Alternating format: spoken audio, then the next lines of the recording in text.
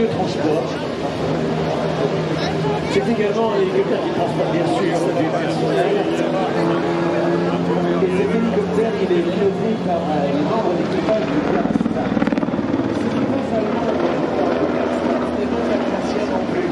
C'est en fait le centre d'expérimentation de tout le matériel aéronautique qui va être embarqué à bord des hélicoptères.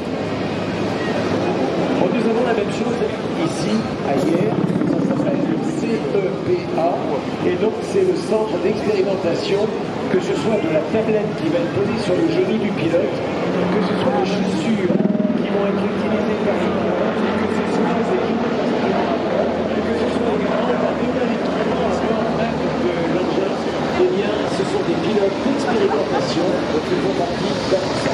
Ils sont au Garstad, ils sont à Valence, et ce sont eux qui pilotent cet hélico.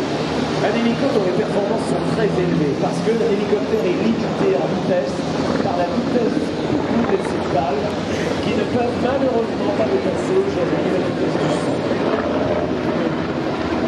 Les vitesses, c'est environ 300 km/h, ce qui est beaucoup, énormément pour un hélicoptère. Et puis cet hélicoptère a été utilisé notamment dans le soutien aux populations dans les crises nationales majeures, c'est le cas notamment des inondations, mais également de tremblements de terre avec le développement.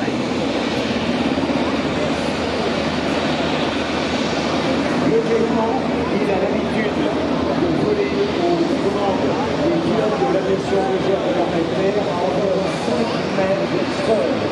Et tout cela à près de 200 km/h.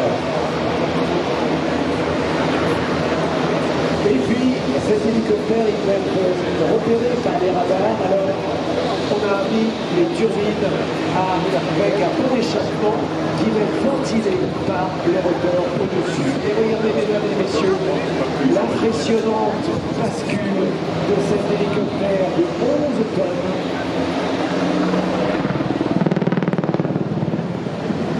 Hélicoptère ultra moderne. Puisque les hélicoptères que vous verrez tout à l'heure qui sont historiques étaient absolument capables de faire ce genre de choses sans mettre en danger ni la structure et les voies.